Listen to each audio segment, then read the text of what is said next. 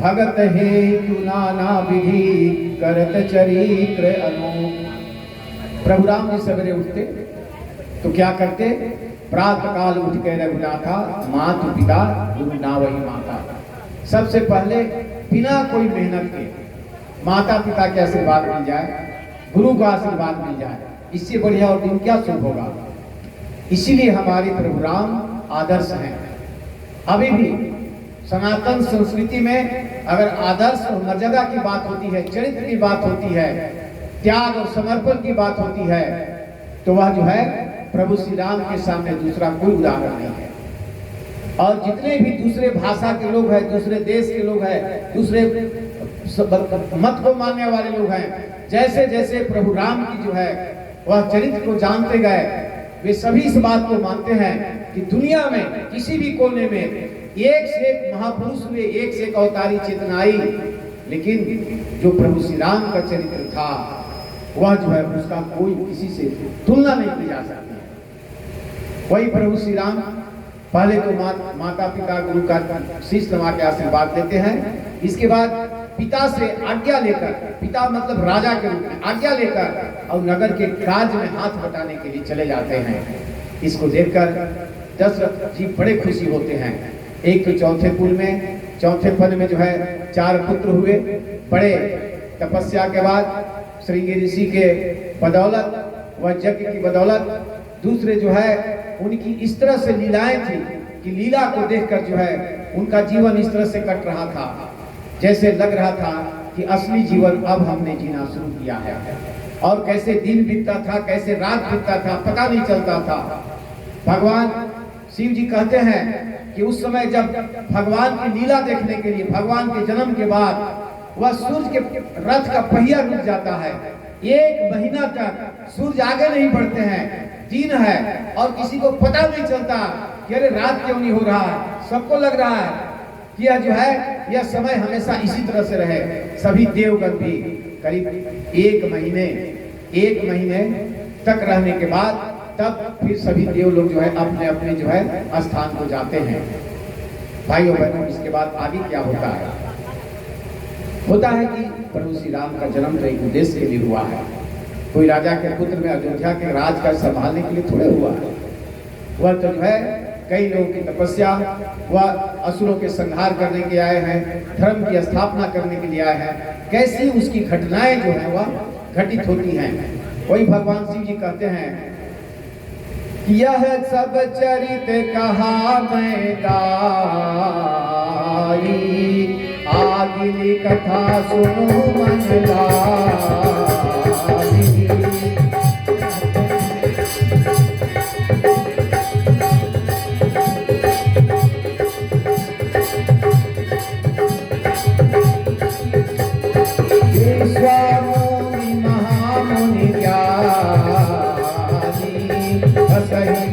शुभ आश्रम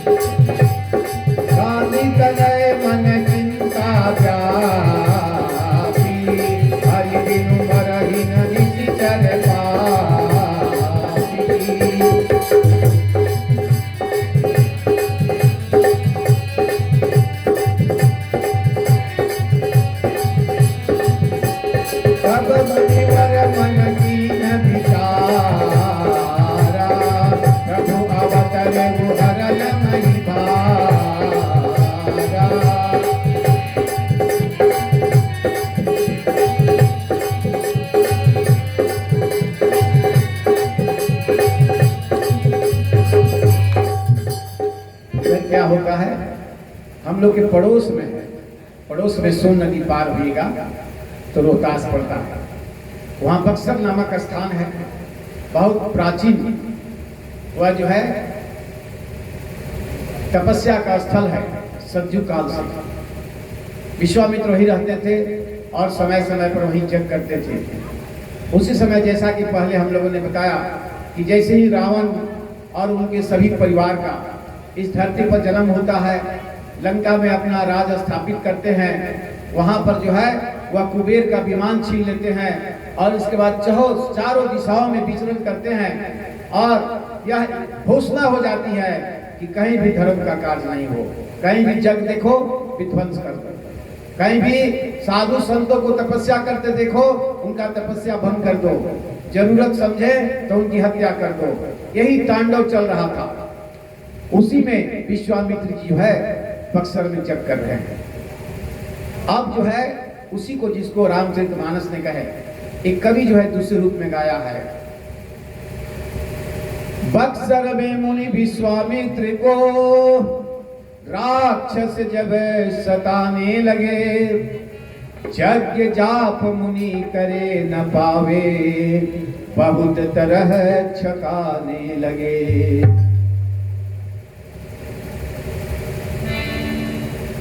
ताड़ुका सुबाहु मिलजुली राक्षस हाड़ मास बरसाने लगे, यज्ञ विध्वंस कर देते मुनि का, मुनिवर बहुत घबराने लगे।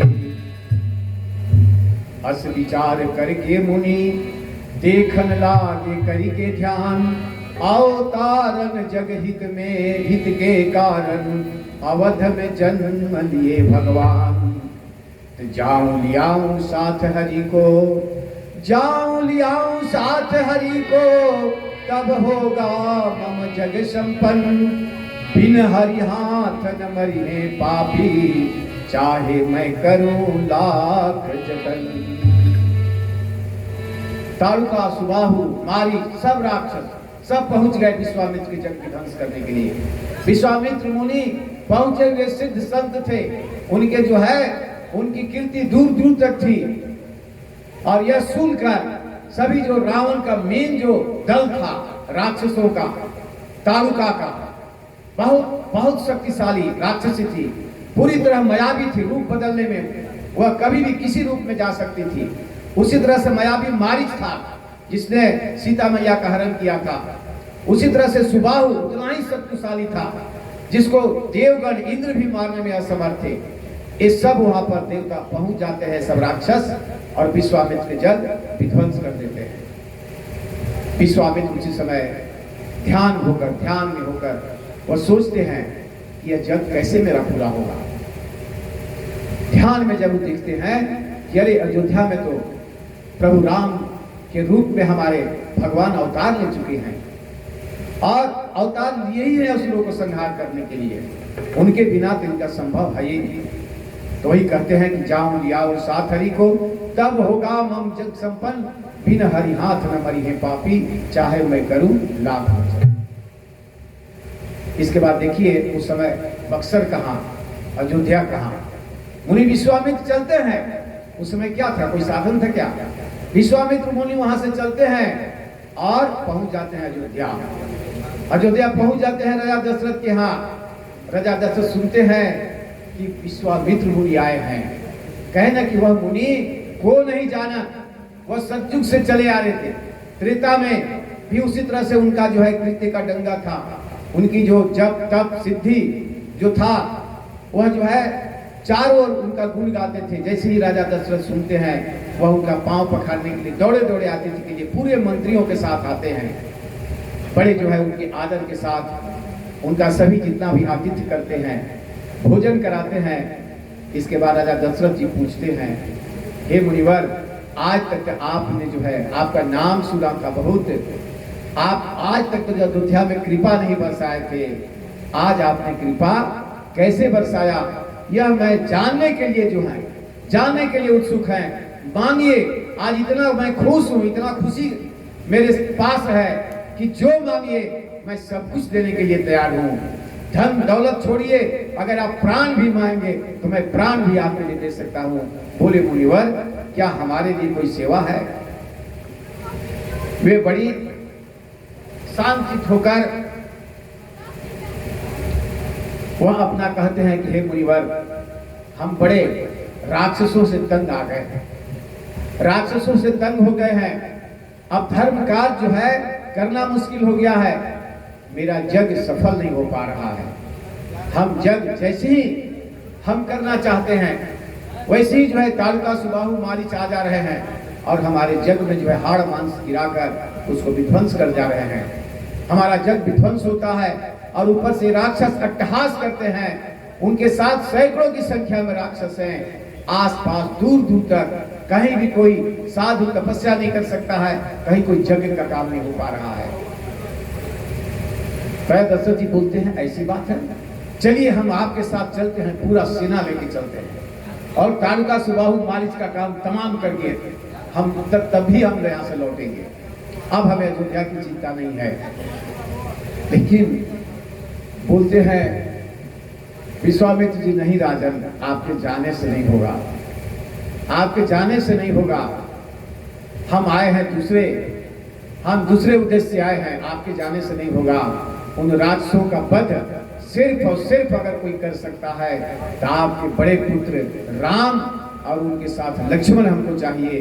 अगर वो मेरे साथ चलेंगे तो उनसे जो है इन राक्षसों का नाश बिल्कुल हो सकता है। वही सक्षम है राक्षसों को नाश करने के लिए। हमने ध्यान में देखा है कि प्रभु का अवतार ही आपके यहाँ जन्म ही हुआ है इसी उद्देश्य से, ऐसे असुरों को संहार करने के लिए। जैसे ही राजा दशरथ सुनते हैं उनको तो जो है काठ मार जाता है। अरे मुनि ने ये क्या मान लिया, हमने उनको वचन दे दिया और वे मांगे भी तो ऐसा जिसको जो है हम चाह कर भी शरीर देने में चाहेंगे भी तो हम देते नहीं बनता है। बड़ी परेशान कहते मुनिवर, इतना बड़ा परीक्षा नहीं, कोई आप दूसरे युक्ति निकालिए, जो कहिए। मैं पूरी धरती दे सकता हूँ, पूरी धरती दे सकता हूँ, सारा राज कर दे सकता हूँ, अपने सारे प्रजा को दे सकता हूँ, सारे सेनाओं को दे सकता हूँ, लेकिन आप राम लक्ष्मण को छोड़ दीजिए। क्या कहते हैं थोड़ा सुनिए। कवि ने लिखा है, मुनि मनवा में तनिको विचार करी ना, मुनि मनवा में तनिको विचार करी ना, मुनि मनवा में तनिको विचार करी ना, मुनि मनवा में तनिको विचार करी ना, मुनि मनवा में तनिको विचार करी ना। कई लाख जतन पहली चार ढोलन, कई लाख जतन पहली चार ढोलन, पहली लाख जतन पहली चार ढोलन, पहली लाख जतन पहली चार ढोलन। राम बाण मोरा प्राण के आधार सुनी, राम बाण मोरा प्राण के आधार करीना, मुनि मनवा में तनिको विचार करीना, मुनि मनवा में तनिको विचार करीना। अवे राक्षस शैतान राम लक्ष्मण नादान, अवे राक्षस शैतान राम नादान। कैसे कहिए रखवाली कहीं विचार करीना, कैसे कहिए रखवाली कहीं विचार करीना, मुनि मनवा में तनिको विचार करीना, मुनि मनवा में तनिको विचार करीना, मुनि मनवा में तनिको विचार करीना, मुनि मनवा में तनिको विचार करीना। मांगी राजपाट धान देव होई के मगन, मांगी राजपाट धान मांगी राजपाट धान देव होई के मगन, मांगी राजपाट धान राम बाण मोरा प्राण के आधार सुनिया, राम बाण मोरा प्राण के आधार सुनिया, राम बाण मोरा प्राण के आधार सुनिया, राम बाण मोरा प्राण के आधार सुनिया। मुनि मनवा में तनिको विचार करीना, मुनि मनवा में तनिको विचार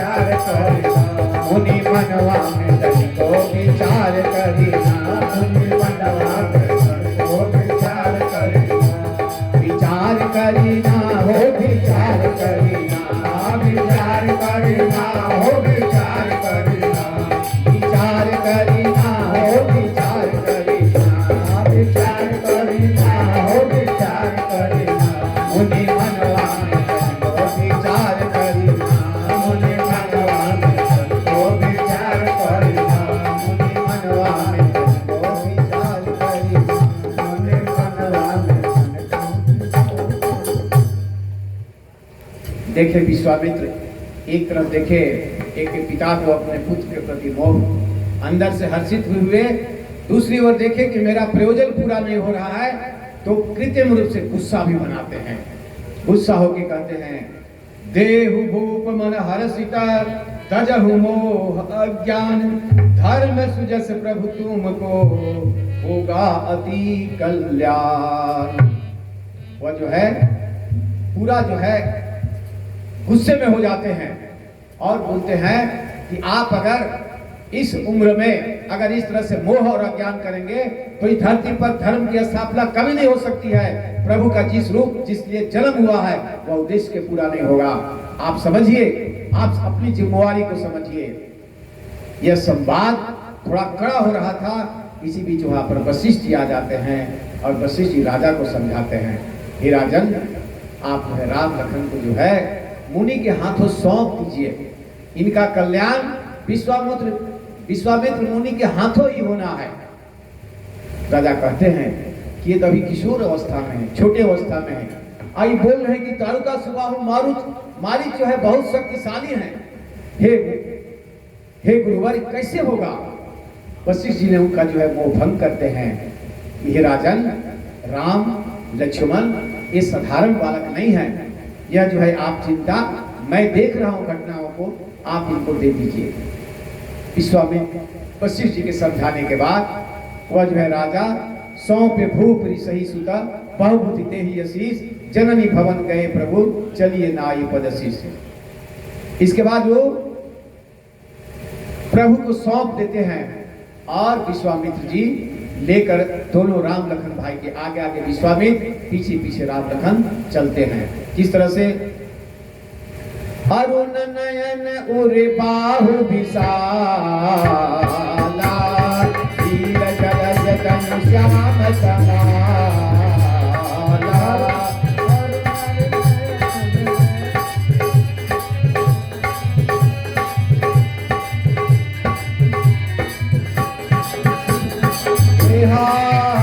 कटपट बीच कसै बरघासा, उचिर चाप सायक दुहासा।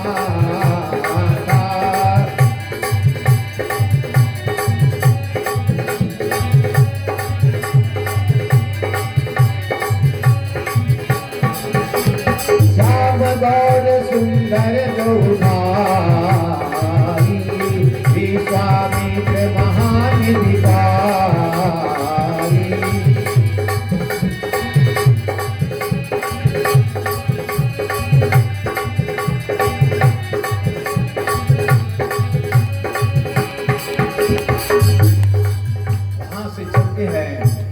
वहां से चलते हैं। चलते चलते रास्ते में मुनिवर जो विश्वामित्र जी बहुत उनको शिक्षा देते हैं, बहुत शिक्षा देते हैं। जंगल में कई कंदमूल मिलता है, वही खाते हैं और उनको बताते हैं कि कितने तरह के जड़ी बूटियां हैं, कितने तरह के कंदमूल हैं जिनको एक बार खाने के बाद कई दिनों तक भूख प्यास नहीं लगती है।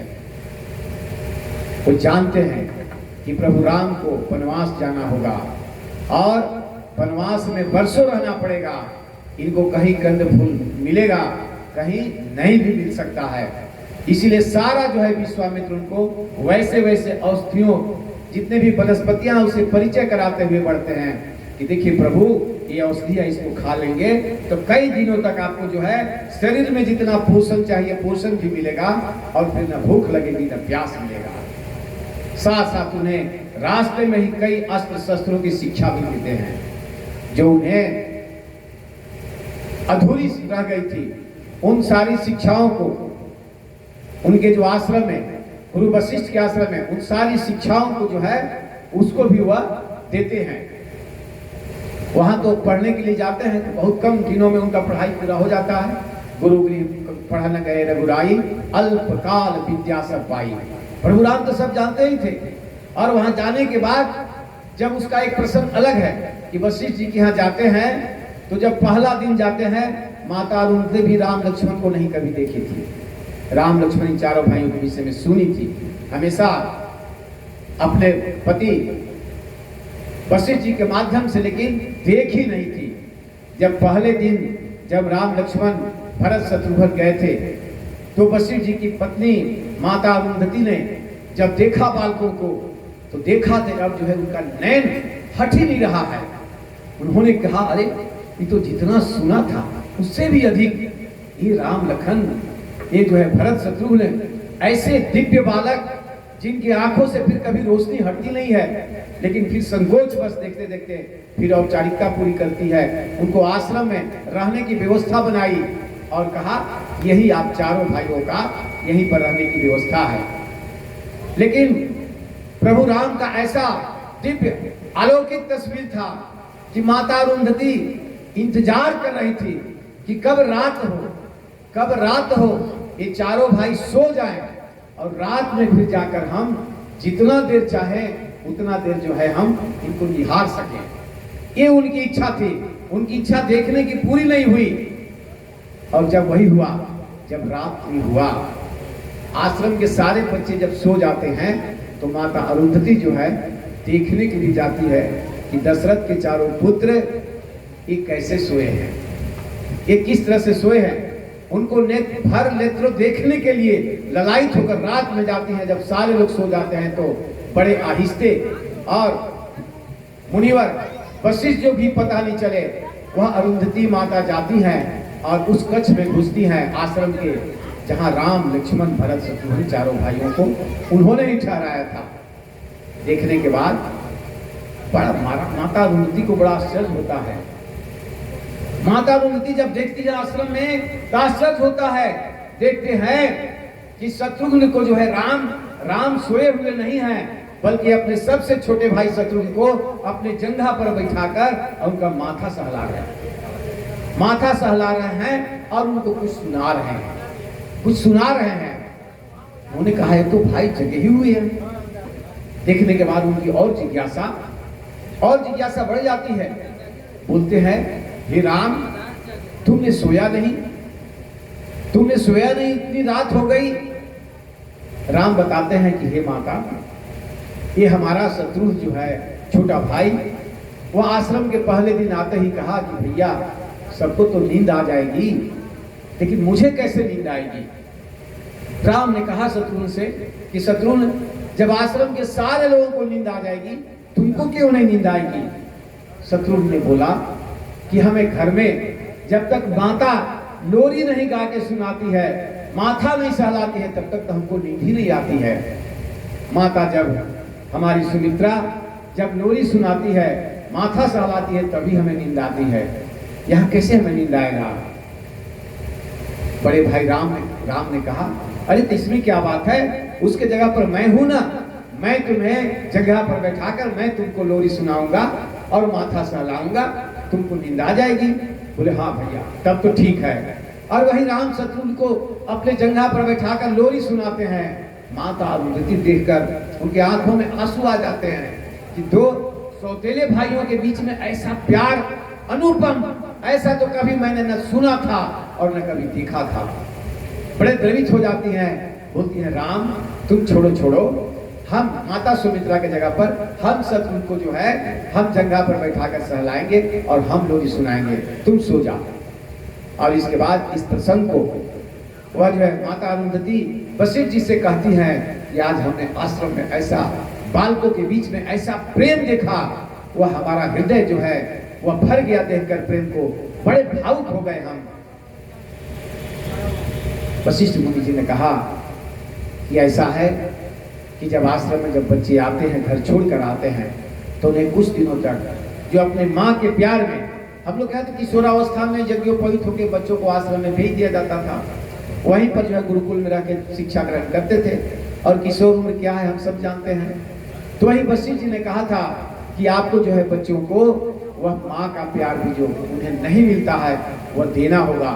इसके बाद आश्रम की व्यवस्था बदली। माता रुंधति ने अब वह उन भाइयों को जो है वह माँ के भी प्यार रात में जो है वह देना जो है शुरू की।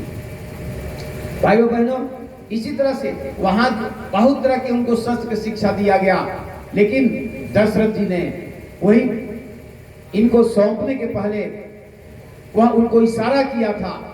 राजा वशिष्ठ जी ने इशारा किया था, दशरथ जी को इशारा किया था कि हे राजन, जो इनकी शस्त्र शिक्षा में कमी रह गई होगी वो सारा मुनि विश्वामित्र से पूरी हो जाएगी। वही मुनि विश्वामित्र सारे शख्स वह जो है शस्त्र शिक्षा देते हुए आगे बढ़ते हैं और बक्सर के जंगलों में जैसे ही पहुंचते हैं वैसे ही जो है आज तो श्रोताओं का प्रमोशन हो गया है, सारे लोग का प्रमोशन हो गया, इसलिए कुछ जो बाद में आ रहे हैं उनको जगह नहीं मिल रहा है। बोले राजा रामचंद्र भगवान की जय। ध्यान इधर दीजिए, जो आए हैं वो बैठेंगे, इससे जो है हमारा भी ध्यान भंग होता है। तो सारे जो है जैसे ही वह बक्सर के जंगल में प्रवेश करते हैं, मुनि राम लक्ष्मण भाइयों को कथा सुनाते हुए, जंगल की कथा सुनाते हुए, अस्त्र के विषय में बताते हुए, और ये सारे वहां के किस तरह से राक्षस परेशान कर रहे हैं सुनाते हुए बढ़ते हैं।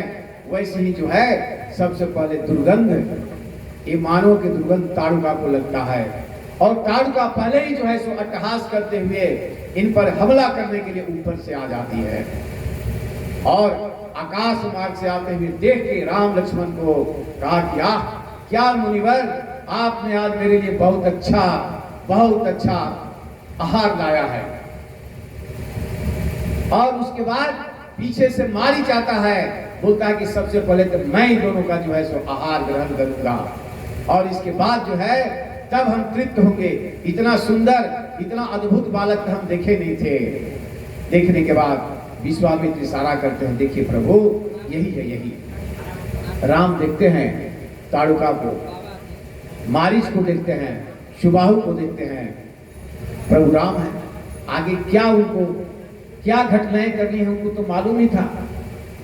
देखिए कि अरे ये तो सबसे पहले आगे मारीच ही आ रहा है।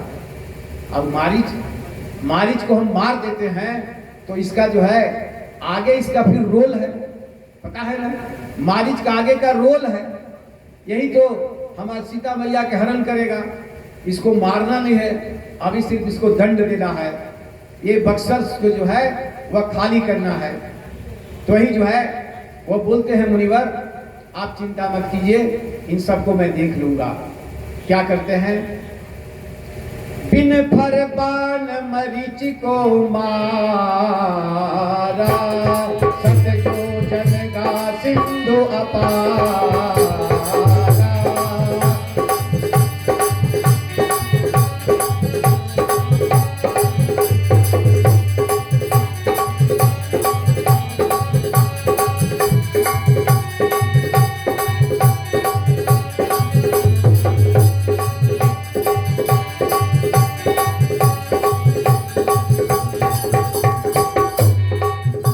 उसको मारते हैं, मारीच को मारते हैं, वो 400 योजन दूर समुद्र के किनारे जाकर फेंका जा रहा है। 400 योजन दूर।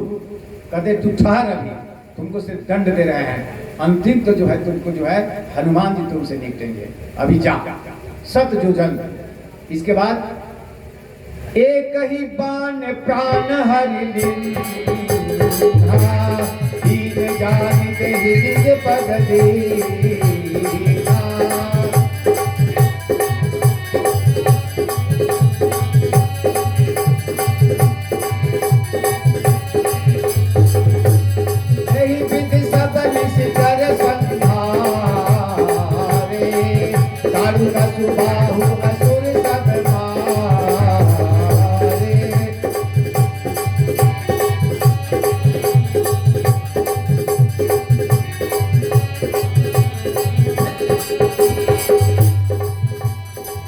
सब ताड़ुका सुबाहु मारीच सबका वध हो जाता है। और इसके बाद सुबह कहते हैं अब प्रभु मेन जो सब कमांडर लोग से सब मारे गए, अब बाकी सेना से जो है निपटना बहुत साधारण बात है। ये तो हम नहीं रहेंगे तो लक्ष्मण भी निपट लेंगे। जाइए सुबह आप जो है अपना यज्ञ शुरू कीजिए निर्भीक होकर, और हम और छोटा भाई लक्ष्मण हम आपके यज्ञ की पहरेदारी करते हैं। और मुनि जो है जो यज्ञ सफल नहीं हो पा रहा था उस यज्ञ को करने के लिए बैठ जाते हैं। राम सिया राम जय जय राम सिया राम जय जय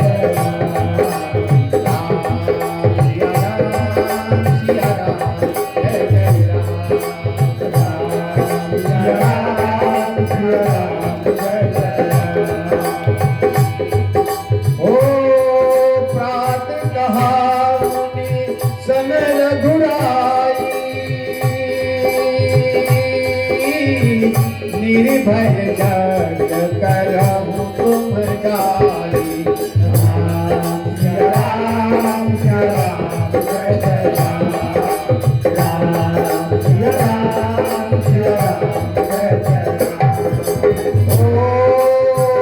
होम करनदा के मुनिझारी आप रहे मत की रखवारी।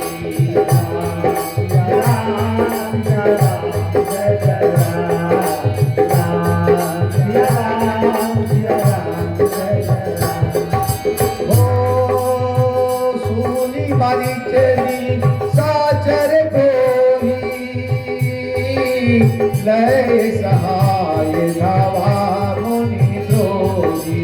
राम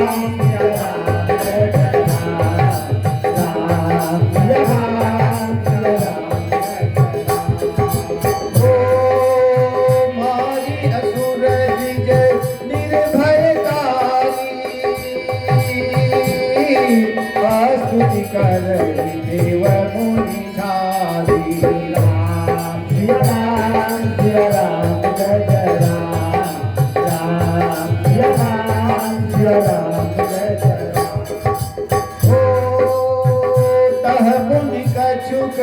दिवस रघुराया रहे की विपन पर पाया। राम जय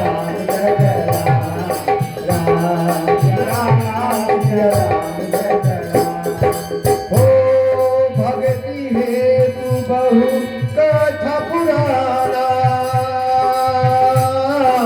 कहे भी प्रजति प्रभु जाना। राम जय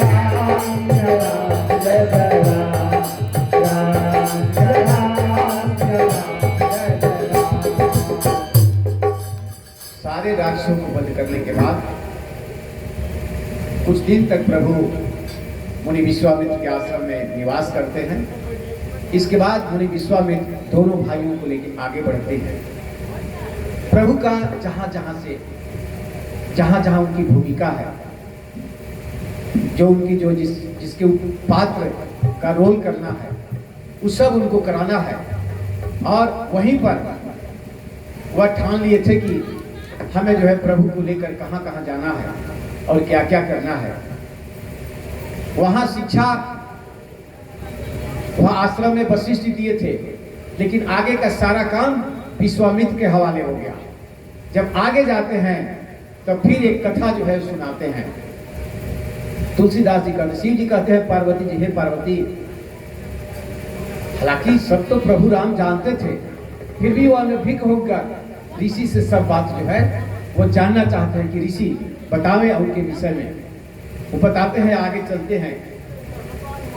हो भक्ति हेतु बहु कथा पुराना